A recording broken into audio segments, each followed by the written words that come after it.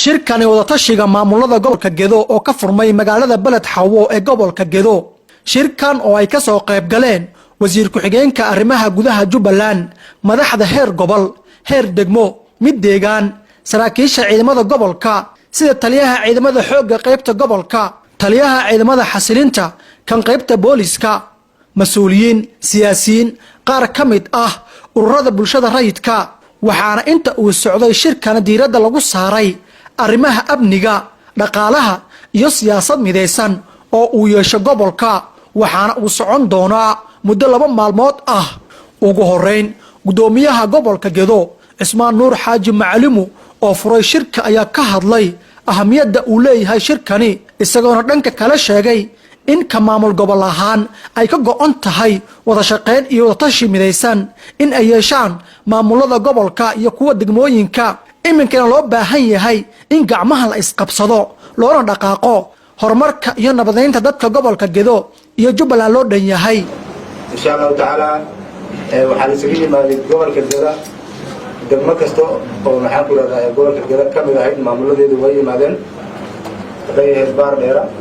haday buuruwa garbaarey loo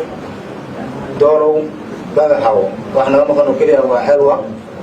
deegaanadii oo yirkooda ay kamid tahay gobolgaras Geedweyna dhammaan way fadhiyaan. waxaan leeyahay karaa waa gobol aad iyo aad u bilaaran, waan isku kalsoonahay, shakina looguma jiro wadaxadda xafladadan u ah horna dowladda Soomaaliya oo na xukunto oo ogolnahay oo anaga aan hoos joogna mar kasta ay ku celcelisaa. waxaan martaqaanay Axmed waxaa la dhihi karaa waa nin dhintay, wuxuu ka dhintay stateska Jubbaland dadka degan ee shacabka, wuxuu ka dhintay dowladdii, wuxuu ka dhintay beesha caalamka. ninkaa dhintay inay dowladdii lagu nooleysay tiraahdaa raalli kama nihin, waa martaqaanay waxay nagu tahay dhibaato iyo aflagaada. waxaan rabnaa mar dambe dowladda inaanan ka maqal ninkaas waa xasuulay. hadday xasuuntana waxaan leenahay waa in ay foodo ku xasuuntay, waxaan rabnaa inay la wada xasuunto oo meesha ay ahayd wada tagna. taas dowladda waan ka rabnaa haddii ilaa raalli ka noqdo. dowladda waa dowladdanada waa ogolnahay, iyadaan hoos tagnaa, dowlad kaloo noo sugayna ma jirta. insha allahu tacaala annaga qof ma dhibaataynayna, waxaan haysanaa 7 degmo oo xor ah. waxaan diyaar u nahay haddii ilaa raalli ka noqdo inaan qabanna jubbada dhexa oo xadow uu haysta dad maxaan ku dhahdaa islaam ahna ay degiin oo ilaa waqti dheer uu xadow gacanta ku hayay. taasaan rabnaa inaan xoroyn haddii ilaa raalli ka noqdo. waxaana ku ogaa 3 gobol oo isteedka Jubbaland ku jirta shacabka degan inay hal mid yihiin, inay diyaar u yihiin inay dhistaan dowlad goboleed cusub oo sharci ah oo loo wadanayo inay dhistaan inay tahay rabaan yaa nooca. waxaan rabnaa marka madaxweyne isku raacsan yahay kama dhisna isteedka Jubbaland, hadduu jiro waa aniga. shirkoodii gobolka ay ku qabteen inuu noqdo shir nabadgelya oo lagu sugayo amniga gobolka, lagu xaqiijinayo dhammaan degmooyinka, wadooyinka laisugu furayo inuu noqon doono. shirkan insha Allah maanta waa loo fadhiyaa, muddo waqti ayuu furnaan doonaa haddii ilaa raalli ka noqdo. wixii ka soo baxaan insha Allah ajendaha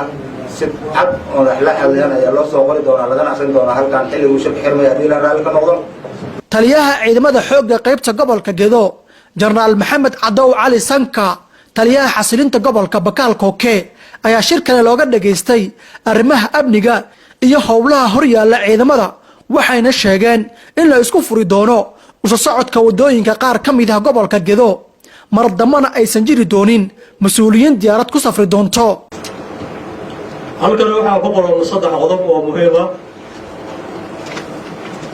qodobka koowaad waa qodobka amniga. isaga ayaan ku hormarayaa. gobolkani waa 7 degmo ka kooban yahay. 7 degmona waa amni. meel hadda maanta nabadiidku waa istana ma jiro. dhammaan 7 degmo waxaa ku sugan ciidanka qaranka Soomaaliyeed oo dowladda federaalka ah ayaa ku sugan 7 degmo.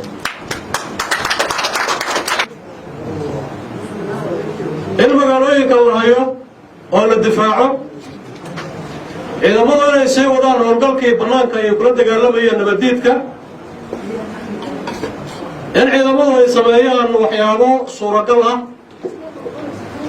oo lagu durjinayo ama lagu waxyeelaynayo nabaddiidka gobolkan howlgallo badan buu qaaday oo runtii 7 degmaba laga qaaday howlgallada badan oo la qaadayna waxay keentay istiraatiijiyad ahaan shabaabku in aad loo wiiqo 2 sano hore meeshuu taagnaa maanta inuusan taagnayn maadaama magaalooyin aysan haysan oo meelaha ay ku jiraan ay tahay xeelasha iyo tuulooyinka in iyadaasna la isula tegay oo ciidamadeenu ay yihiin ciidamo ka howlgalaya duurka waqti walba saa ula socotaan sidii doorashadii loogu kala irdhoobay ma jirin gobol dambe oo ay iskugu soo noqdaan reer Jubbaland runtii dowladuna talay bixisay ahayd in ay 2 sano bixisay in reer Jubbaland ay ku samaystaan dowlad ay u dhan yihiin waxaadna moodaa ubadaas ninkii la saaray inuu la habaabay oo hadda meeluu la aaday aan garanayn intuu Nairobi iyo Garowe iyo marba meel u ordaayo waxaa fiicnayd inuu udubka dhigtay Jubbaland meeshay degan tahay waa yaqaanaa laakiin alla kuma duwino hawgaasa alla ugu talagalay saan filhayo laakiin reer Jubbaland wadajirkooda iyo midnimadooda iyo walaaltinimadooda waa midaan lumaynin lana rabo inay ka shaqeeyaan reer Jubbaland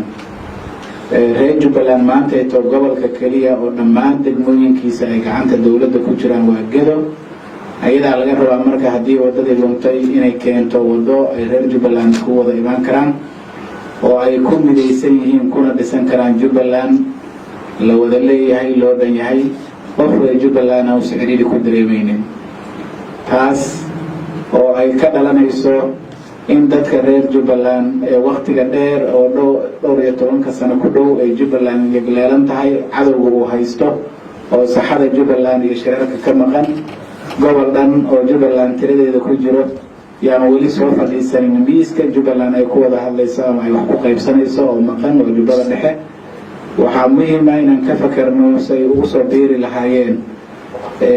nidaamkan dhanka kale waxaa shirkani ka hadlay wasiir ku-xigeenka arrimaha gudaha Jubbaland Cabdiraxmaan Maxamed Xuseen isagoona sheegay in dhowaan xarunta gobolka Gedo uu ka furmi doono shir dib u heshiisiineed loo dhan yahay halkaasina laga bilaabi doono geedi socodka Jubbaland lagu midaysan yahay ka dhisanayna Jubbaland loo dhan yahay saraakiisha ciidamada gudoomiyaalka degmooyinka ku-xigeenada gabdhaheena sharafta leh iyo dhammaan marti sharafka shirta masjid kasta qof walba ku fadhiya bahda saxaafadda waxaan ku salaamayaa salaanta islaamka assalaamu calaykum waraxmatullaahi wabarakaatu salaam kadib saaka waxaa sharaf iyo farxad inoo ah gobolka Gedo mas-uuliyiintii gobolka heer amni heer maamul heer state heer bulsho shir ay u dhan yihiin inuu ka furmo degmada Badaxaawo mahaddaas ilaahay subxaanahu wa tacaala ka sikow waxaan u celinaynaa maamulka uu hormuudka ka yahay gudoomiyaha gobolka iyo hay-adaha amniga oo hormuudka ka yihiin jenaraal Sanka iyo taliyaha nabad sugidda gobolka iyo dhammaan degmooyinka uu ka kooban yahay gobolka iyo deegaanada ballaaran oo ayaguna u dhigma degmooyinka intaa kadib shirkeennan runtii nasiib wanaag waa shir aan hadda ka hor ka dhicin gobolka gudihiisa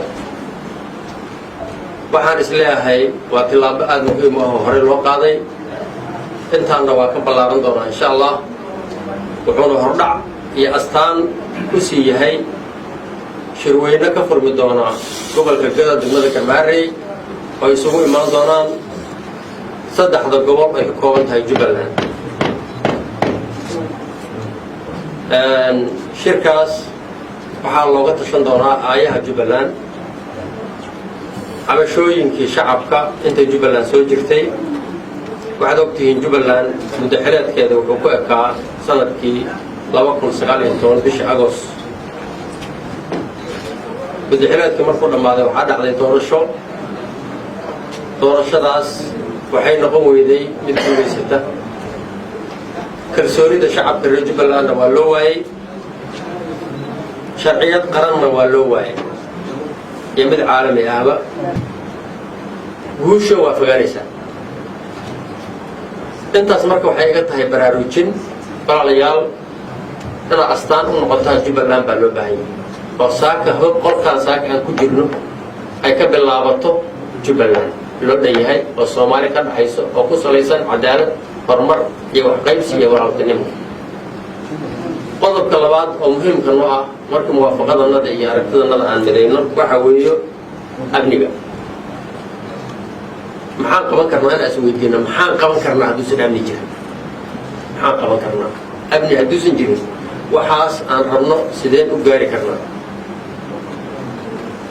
jawaabta waxaa weeye ma gaari karno amniga maanta waxaan haysanaa ciidamo aan mushaar naga rabin aan saad naga rabin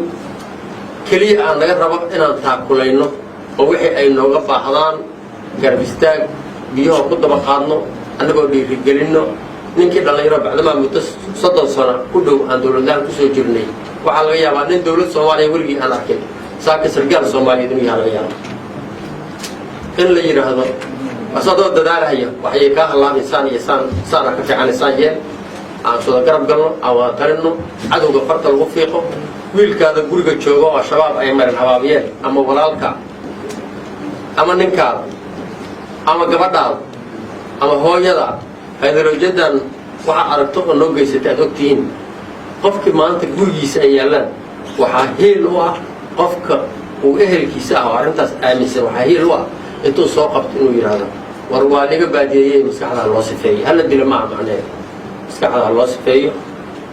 aan ku celcelinno Soomaalinimada inuu ku soo laabto aan ku celcelinno inuu reer Jubbalandnimo ku soo laabto aan ku celcelinno maskaxdiisa inuu reer Gedanimo ku soo laabto aan ku celcelinno maskaxdiisa inuu reer Badaxaawnimo ku soo laabto Cabdinuur Cismaan Cabdi magaalo ganacsiyeedka gobolka Gedo ee Balad Xawo